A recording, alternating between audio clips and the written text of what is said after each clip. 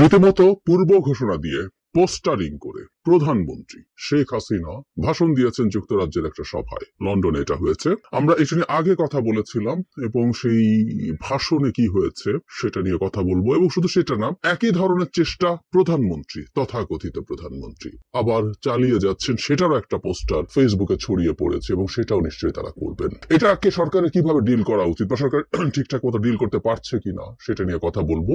এবং এবারকার এই সভার একটা গুরুত্বপূর্ণ ডাইমেনশনও আছে, সেটা নিয়েও কথা বলতে চাই। তার আগে একটু জানি যে উনি আসলে কি বলেছেন। সেটা খুব বেশি নতুন ধরনের কথা তিনি বলেছেন তা না। তিনি সাধারণত যেসব কথা গতানুগতিক ভাবে বলেন সেগুলো বলছেন। তিনি বলছেন বাংলাদেশে এই মুহূর্তে কোনো ন্যায় বিচার নেই, এখানে খুব ভয়ঙ্কর রকম মবের শাসন চলছে, লোকজন যার তার ঘরে ঢুকে নাকি চুরি ডাকাতি করছে, সবার ঘরে ঢুকে। আমার মনে পড়ে গেল রোকেয়া প্রাচীর কথা, যিনি ঢাকার 5% বা 10% বাড়ি নাকি ডাকাতি থেকে মুক্ত ছিল শেখ হাসিনার পালিয়ে যাওয়ার পর। ঠিক একই রকম বক্তব্য এখানে। তিনি যেসব লোকাল গভর্নমেন্ট বাতিল করা হয়েছে সেগুলোর তীব্র প্রতিবাদ করেছেন। এগুলো প্রত্যেকটা নির্বাচনের মাধ্যমে, নির্বাচন কমিশন এসব নির্বাচন করেছে এবং নির্বাচনের মাধ্যমে তারা দায়িত্বে এসছে, ক্ষমতায় এসছে, সুতরাং তাদেরকে দায়িত্ব দিয়ে মানুষকে সেবা করতে দিতে হবে। তিনি সরকারি কর্মকর্তা কর্মচারীদের হয়রানি বন্ধ করার কথা বলছেন। মানে একটা কথা আমি একটু বলে রাখি শেখ হাসিনাকে বা আওয়ামী লীগকে, তারা যদি সরকারি কর্মকর্তা কর্মচারীদের হয়রানি তার ভাষায় বন্ধ করতে চান তাহলে তাদের পক্ষে কথা কম বলতে হবে।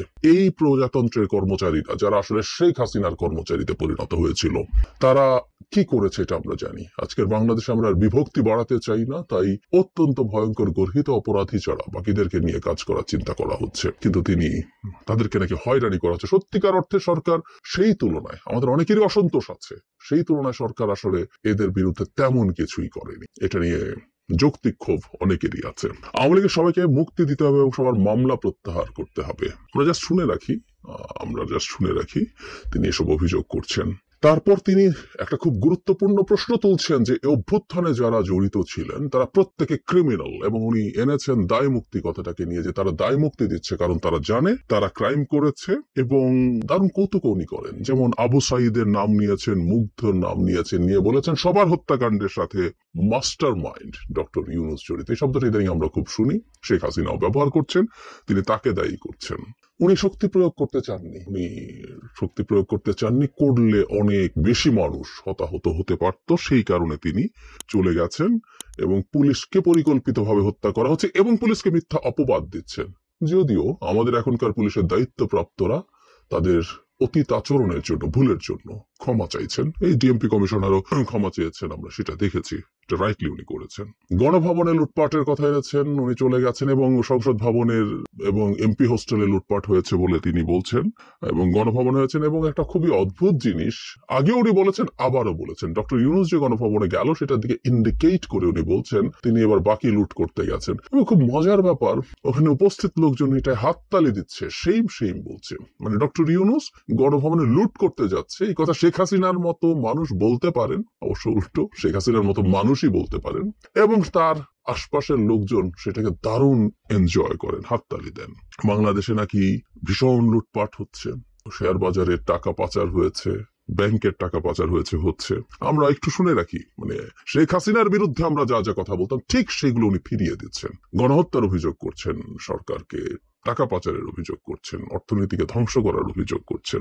বাংলাদেশের 2041 সালের মধ্যে নাকি বিরাট উন্নত হয়ে যাওয়ার কথা ছিল, স্মার্ট হয়ে যাওয়ার কথা ছিল, সেটা ধ্বংস করছে এখন ইউনূস।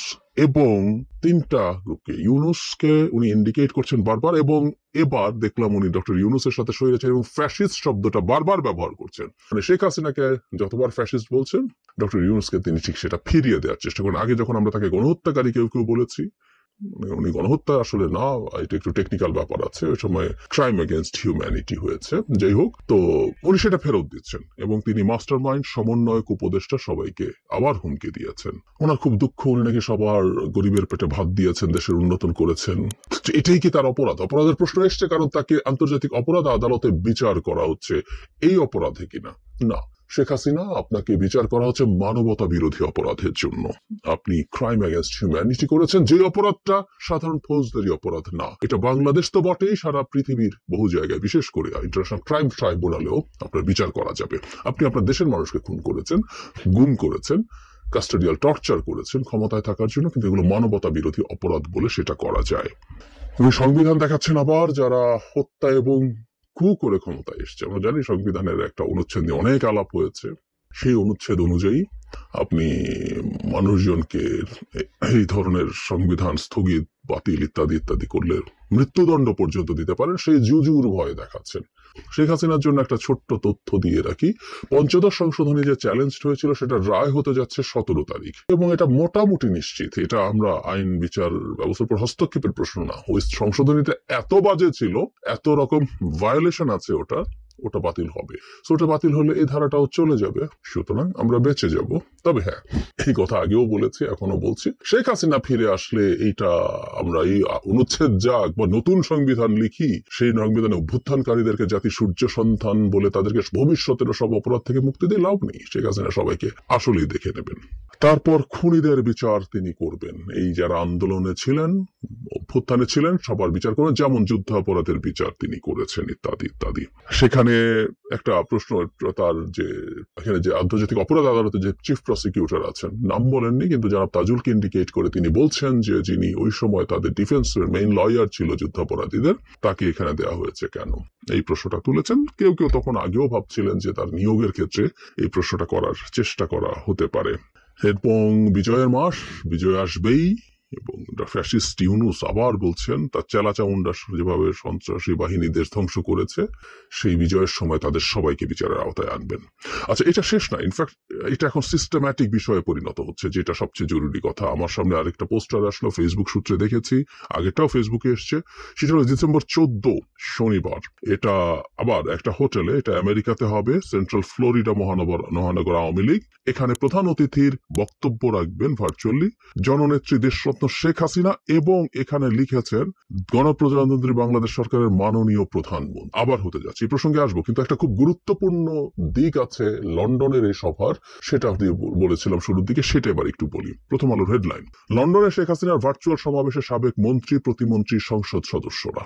এখানে অনেককে দেখা গেছে, তাদের মধ্যে দর্শক সারিতে বসেছিলেন সাবেক মৎস্য ও প্রাণী সম্পদ মন্ত্রী আব্দুর রহমান, সাবেক প্রবাসী কল্যাণ ও বৈদেশিক কর্মসংস্থান প্রতিমন্ত্রী শফিকুর রহমান চৌধুরী, সাবেক সংসদ সদস্য হাবিবুর রহমান হাবিব, সাবেক মন্ত্রিপরিষদ সচিব কবির বিন আনোয়ার, এরা সেখানে বসেছিলেন। তার মানে এবারকার যে সভা, সেটার একটা ভিন্ন ডাইমেনশন আছে, এইগুলো আস্তে আস্তে বাড়তে থাকবে।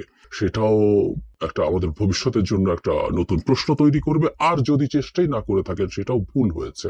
কারণ যখন শেখ হাসিনাকে পোর্ট্রে করা হচ্ছে প্রধানমন্ত্রী হিসেবে, এবং তিনি ভারতের মাটিতে বসে এই ভাষণগুলো দিচ্ছেন, আমাদের প্রধান উপদেষ্টা তাকে মুখ বন্ধ রাখতে বলেছিলেন ভারতের প্রতি, এবং এটা উচিত। শেখ হাসিনা ভারতে মানে একটা ভয়ঙ্কর ক্রিমিনাল পালিয়ে আছে। যেমন ধরুন, ভারত এক সময় আমাদেরকে অভিযোগ করতো না যে তার সেভেন সিস্টার্স এর বিচ্ছিন্নতাবাদী কোনো নেতা, তাদের ভাষায় বিচ্ছিন্নতাবাদী কোনো নেতা বাংলাদেশে আশ্রয় নিয়ে আছে, এবং সেটার জন্য তাদের তীব্র ক্ষোভ ছিল, তাদেরকে তুলে দিতে হবে সেই চাপ ছিল, এবং বাংলাদেশ সরকার ফর্মালি ইনফর্মালি তুলেও দিয়েছিল অনেককে। ঠিক একইভাবে আমাদের দেশটাকে আরো হাজার গুণ বেশি ধ্বংস করে এবং দেশটাকে এখন আবার ডিস্টেবিলাইজ করার চেষ্টা করা শেখ হাসিনাকে আমরা তো ফেরত চাইতেই পারি।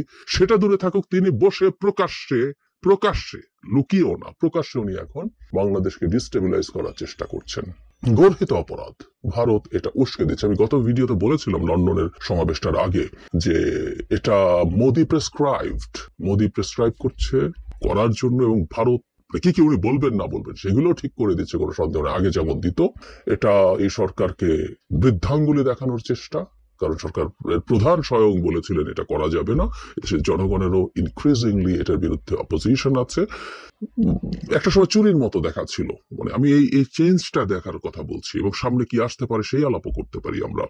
চেঞ্জটা হচ্ছে প্রথম চুরির মতো, যে একটা ফোন কল কেউ রেকর্ড করে ছেড়ে দিচ্ছে, কিন্তু ওনার বক্তব্য সামনে চলে আসো, সেখানে হুমকি ধামকি, বাংলাদেশকে অস্থিতিশীল করে তোলার চেষ্টা, সেটা ছিল। তারপর এবারের দফায় এসছে, এরপর চিন্ময় গ্রেফতারের পর ফেসবুক স্ট্যাটাস ফর্মাল, তারপর এবার ঘোষণা দিয়ে প্রধানমন্ত্রী হিসেবে, উনি নিজের মুখে এখনো প্রধানমন্ত্রী নিচে দাবি করছেন না, কিন্তু উনি পদত্যাগ করতে পারেননি, আগের একটা ভাষণে উনি বলেছেন, নিউ ইয়র্কে যেটা দিয়েছেন।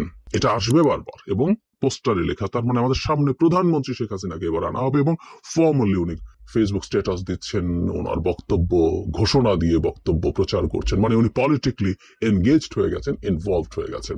Sheikh Hasina politically involve engaged হলে খুব বেশি ক্ষতি আমাদের আছে আমি মনে করি না, এটা একেবারেই না। কারণ আমি মনে করি উনি যত কথা বলবেন এই দেশের মানুষজনের সামনে, তার স্মৃতির যে ট্রমা তিনি যা করেছেন সেটা ফিরে আসবে, সেটা আরো সেই ট্রমাটা আরো জীবন্ত থাকবে, আরো তাজা থাকবে। এটা থাকা উচিত, এটা ভালো। কিন্তু ভারতের আচরণকে আমার মনে হয় এখানে বিশ্লেষণ করা দরকার।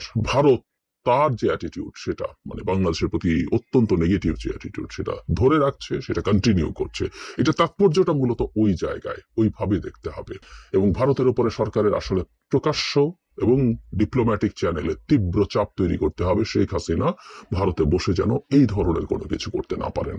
কারণ আমি আগেও বলেছি, আমি আবারও বলি, আমি মনে করি যে আস্তে আস্তে এই আলাপটা মাটিতে ছেড়ে দেওয়া হবে। তিনি বৈধ প্রধানমন্ত্রী এবং একটা পরিস্থিতি যদি দেখা যায় যে একটা প্রবাসী সরকার করব ভাব, এটা দেখানোর চেষ্টা তাদের দিক থেকে হতে পারে। আমাদের সরকারের এই ব্যাপারে সতর্ক থাকা উচিত এবং যেখানে এই ধরনের ঘোষিত প্রধানমন্ত্রী হিসেবে ঘোষিত সমাবেশ করছে এবং বিদেশি আওয়ামী লীগের শাখা লন্ডন বা যুক্তরাজ্য আওয়ামী লীগ বলে পোস্টারিং হয়েছে, এটা অবৈধ। একইভাবে এখন একটা শহরের নামে আওয়ামী লীগের পোস্টার বাংলাদেশের বর্তমান আইন অনুযায়ী, আরপিও অনুযায়ী, যেখানে রাজনৈতিক দল নিবন্ধনের শর্ত আছে, সেখানে কোনোভাবেই একটা দলের প্রবাসী শাখা থাকতে পারে না। এই ব্যাপারগুলোতে সরকারের সিরিয়াসলি কাজ করা উচিত। আমি মনে করি এই ইস্যুটা নিয়ে সামনে সমস্যা বাড়বে।